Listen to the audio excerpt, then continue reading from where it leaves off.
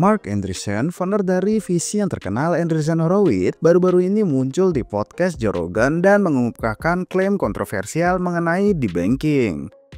Ini adalah sistematis terhadap perusahaan dan individu yang tidak disukai secara politik, khususnya dalam industri kripto.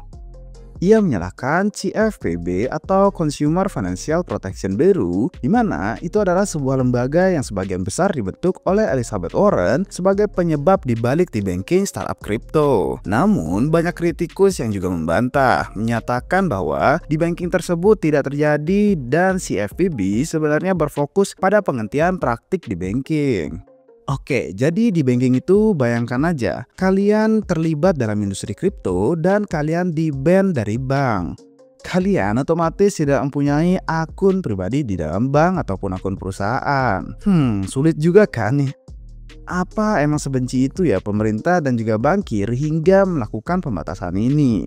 Oke, mari kita bahas lebih dalam mengenai apa itu debanking, apa penyebabnya, serta apa dampaknya terhadap industri kripto. Let's go!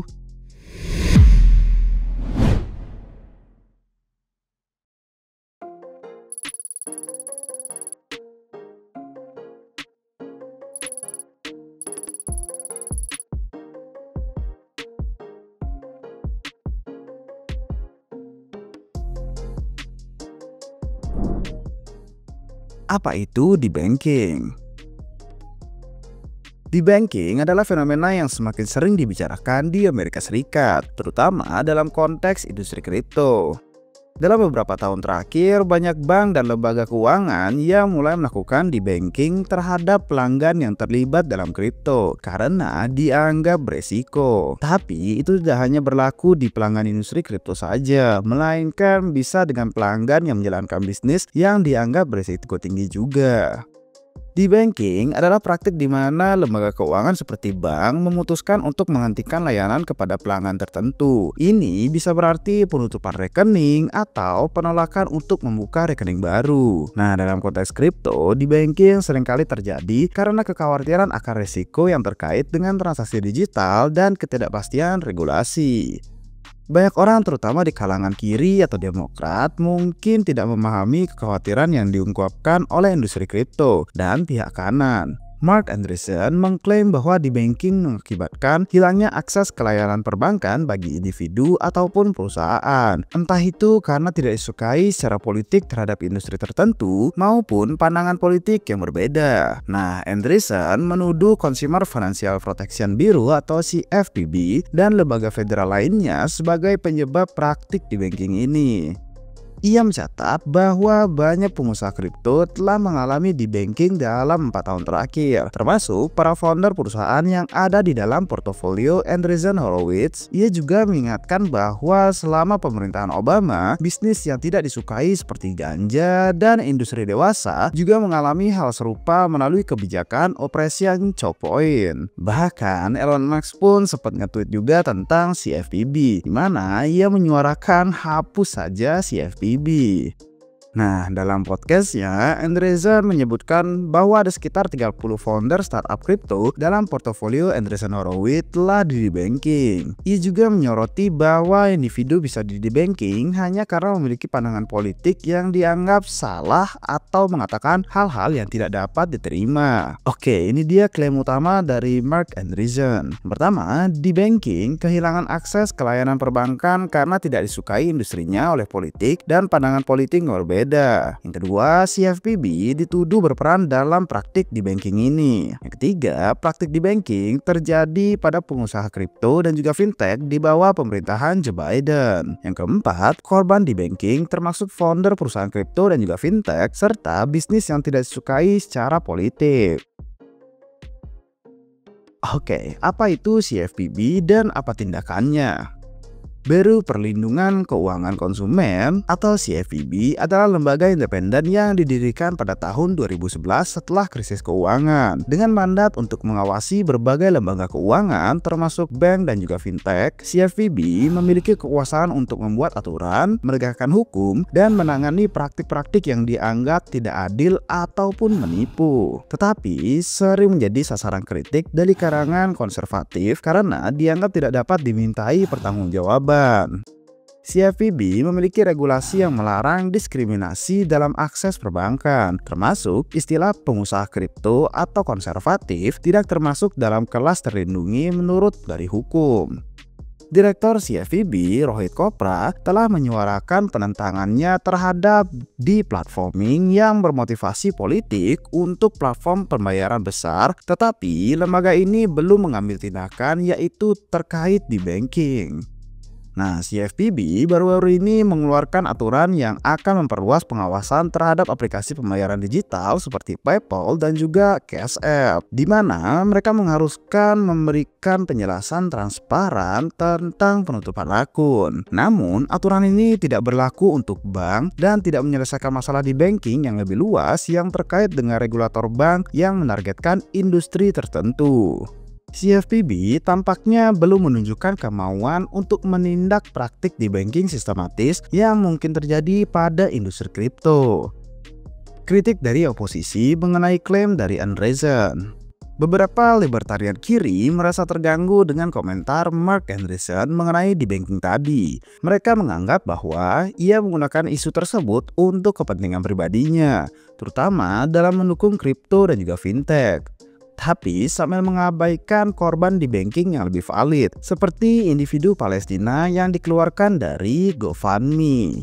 Nah, sementara itu, pihak kiri arus utama cenderung mendukung di banking terhadap musuh politik mereka dan mengabaikan isu ini secara keseluruhan. Namun, ada bagian dari yang kiri yang konsisten dalam skeptisisme terhadap kekuatan korporasi dan negara terkait kebebasan berbicara dan juga keuangan. Mereka menyadari bahwa meskipun suara pembangkang di kanan adalah korban utama di banking, hal ini juga bisa terjadi pada pihak kiri jika situasinya terbalik. Mereka mendefinisikan di banking sebagai praktik bank memutuskan hubungan dengan pelanggan yang dianggap tidak benar secara politik atau beresiko reputasi. Rupa Subramanya menyoroti bagaimana bank dapat menghancurkan kehidupan finansial seseorang jika dianggap terlalu beresiko. Individu dari seluruh spektrum politik telah terpengaruhi oleh di banking, termasuk tokoh-tokoh seperti Melania Trump dan Mike Lindell. Banyak kritikus di kalangan kiri mempertanyakan klaim Andreessen tentang CFPB, yang dimana mereka anggap justru melawan praktik di banking. Beberapa contoh kritikan termasuk yang pertama dari Li Feng, menyatakan bahwa CFPB telah menyelidiki startup yang didukung Andreessen karena penipuan, bukan karena pandangan politik. Yang kedua, Jared Facundo mengingatkan bahwa direktur CFPB baru-baru ini memperingatkan tentang di banking konservatif di Wall Street. Yang ketiga, Ryan Grim menyebutkan bahwa CFPB mengeluarkan aturan untuk menindak bank yang mendibem penggunanya berdasarkan pandangan politik. Nah, secara keseluruhan, banyak di kalangan kiri tidak menganggap perusahaan kripto dan fintech sebagai korban di banking yang valid. Mereka berpendapat bahwa mereka telah membuat pilihannya sendiri dan pantas diperlakukan sesuai tindakan mereka. Kritik terhadap Andreessen muncul karena ia menyalahkan si pihak CFPB. Padahal lembaga tersebut justru berupaya melawan praktik dari di banking. Nah, sejak Andreessen muncul di podcast Joe Rogan, banyak founder perusahaan teknologi dan kripto mulai berbagi pengalaman mereka tentang kehilangan akses menuju bank.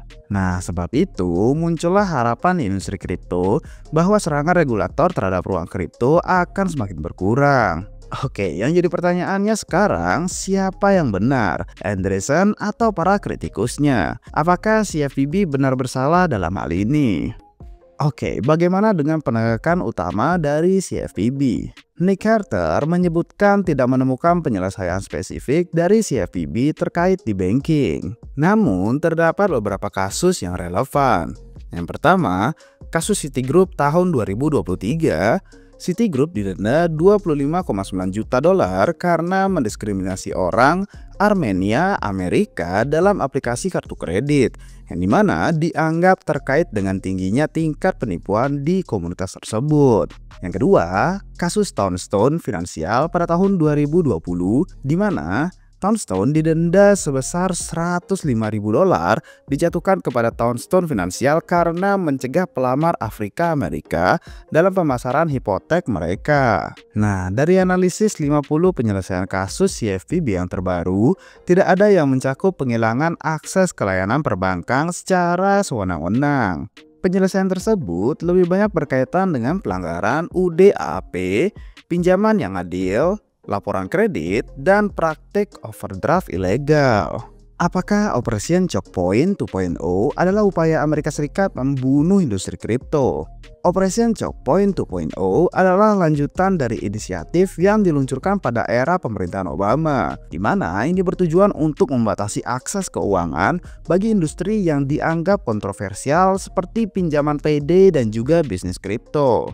Sejarah dan latar belakangnya, Operation Choke Point yang pertama dimulai pada tahun 2013 oleh Departemen Kehakiman Amerika Serikat, di mana ini bertujuan untuk menargetkan industri yang legal yang tidak disukai secara politik, menggunakan tekanan terhadap bank untuk menghentikan layanan kepada perusahaan-perusahaan tersebut. Nah, pada 2017, praktik ini dihentikan setelah kritik mengenai konstitusionalitas dan dampak negatif terhadap bisnis yang legal. Choke Point yang kedua, ini pertama dikenalkan setelah kerusuhan FTX pada tahun 2022, di mana regulator mulai memberlakukan batasan yang ketat terhadap bank yang berhubungan dengan perusahaan kripto. Praktik ini termasuk penerapan batas 15% pada setoran bank untuk perusahaan kripto dan penutupan bank ramah kripto seperti Silvergate, Silicon Valley, dan Signature Bank. Karena bank tersebut dianggap gagal melaporkan aktivitas yang mencurigakan terkait FTX serta alasan yang lainnya. Dan juga regulator seperti FDIC dan SEC mengeluarkan pernyataan yang mendorong bank untuk menjauhi hubungan dengan industri kripto karena dianggap beresiko. Nah, dampaknya banyak perusahaan kripto menghadapi kesulitan dalam mendapatkan akses perbankan meskipun tidak ada regulasi resmi yang mengatur pembatasan ini. Banyak kritikan menyatakan bahwa tindakan ini tidak konstitusional, melanggar proses hukum yang adil, dan dilakukan tanpa adanya transparansi. Nah, secara keseluruhan, Choke Point yang kedua dianggap sebagai upaya sistematis untuk menekan industri kripto melalui regulasi rahasia dan tekanan administrasi. Dampak di banking secara tidak langsung menghambat adopsi karena membuat orang yang ingin terjun ke industri kripto dan mengembangkan bisnis mereka jadi terhambat karena susahnya akses ke dalam bank. Oke, gimana pendapat kalian guys mengenai kasus di banking yang banyak terjadi di pelaku industri kripto? Apakah nanti presiden yang baru Donald Trump dapat merubah ini semua? Berikan komentar kalian di bawah ya. Oke, sekian aja untuk video hari ini. Sampai jumpa di video-video selanjutnya. Cheers!